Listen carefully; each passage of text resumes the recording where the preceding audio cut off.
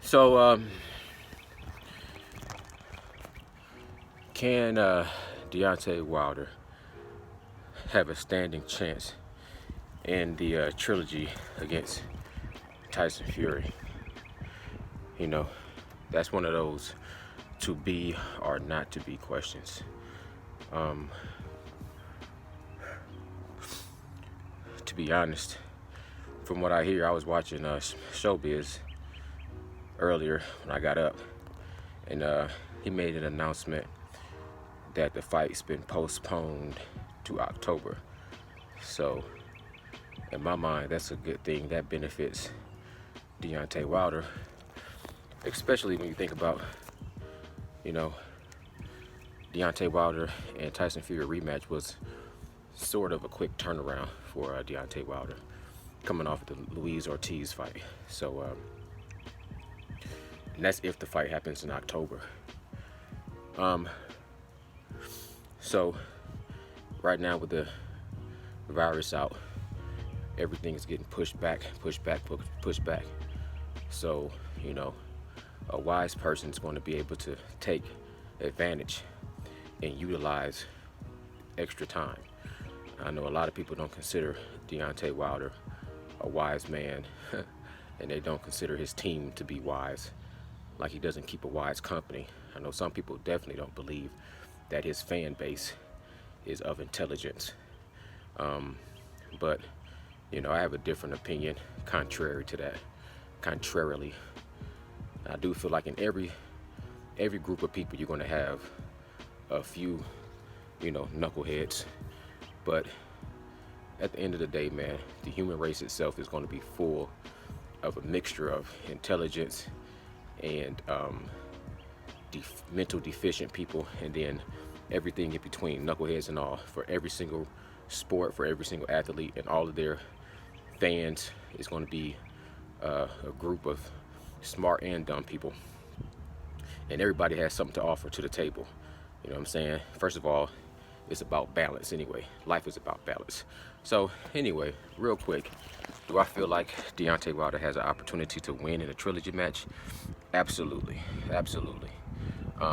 But I do feel like his chances have been reduced drastically, and I feel like giving him some extra time, he might be able to benefit from that. You know, that gives him a lot more time to go back and study.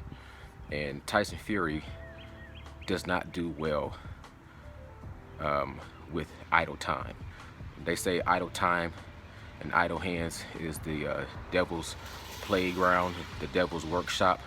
And Tyson Fury is not an epitome, but he is the perfect example of having too much time on his hands, how he can be very self-destructional.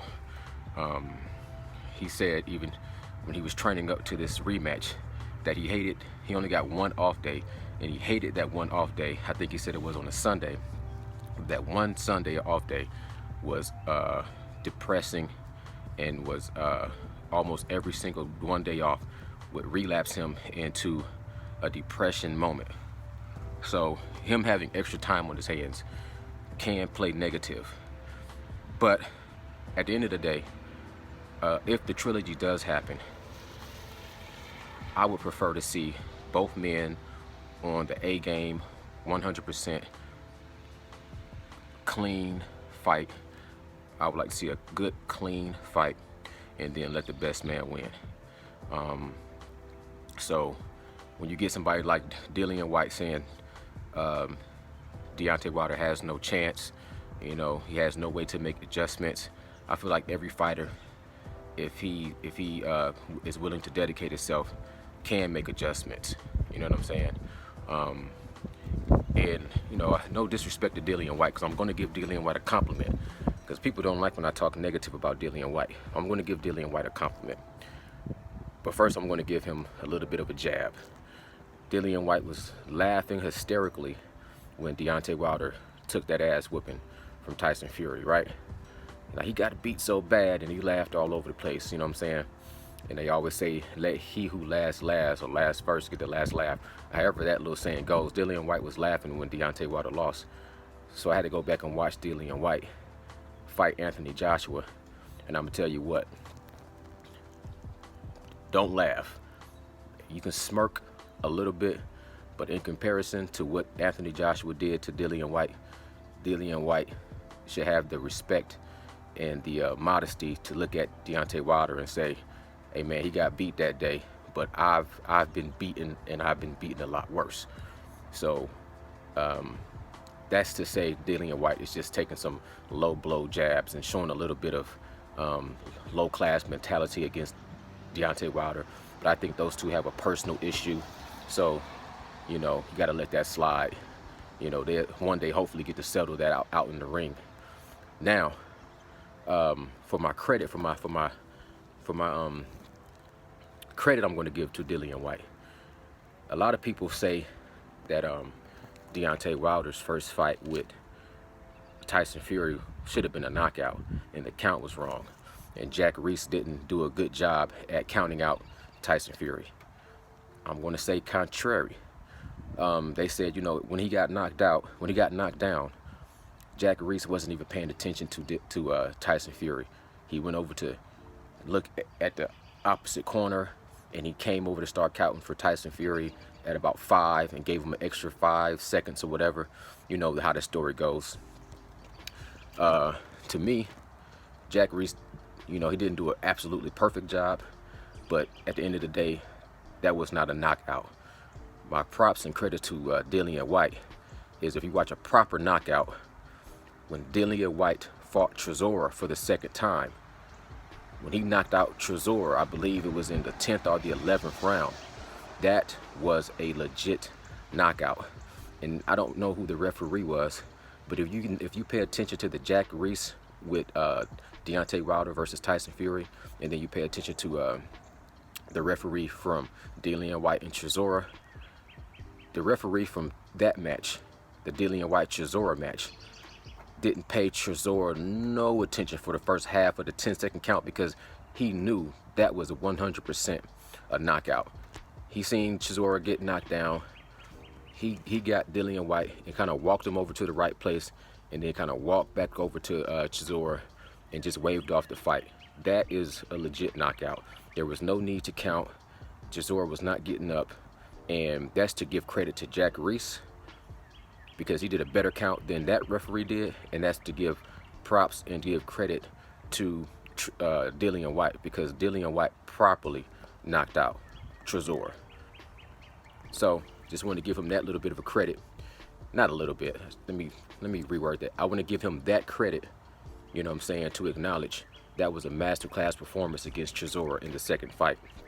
So with that being said, I feel like Deontay Wilder does have the ability. It's a low possibility, but he does have the ability. Now he has extra time to make adjustments, and he might just come back and shock the whole world.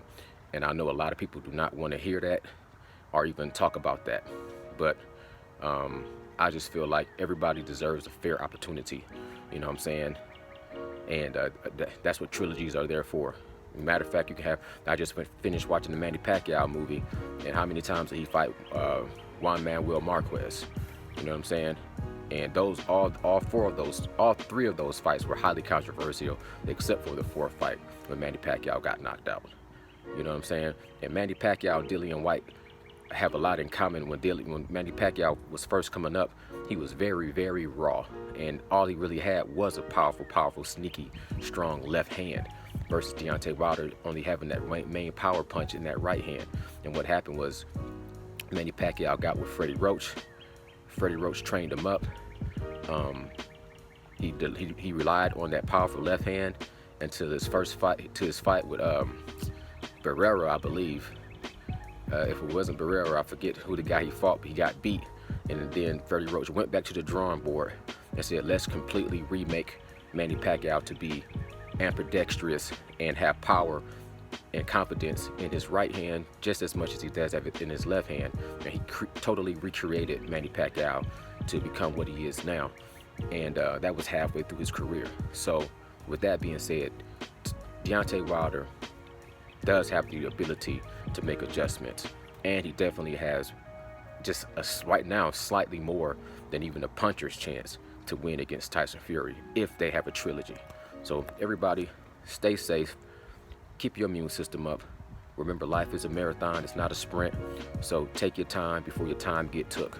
I'm out. Nocturnal Thoughts. Peace and salute.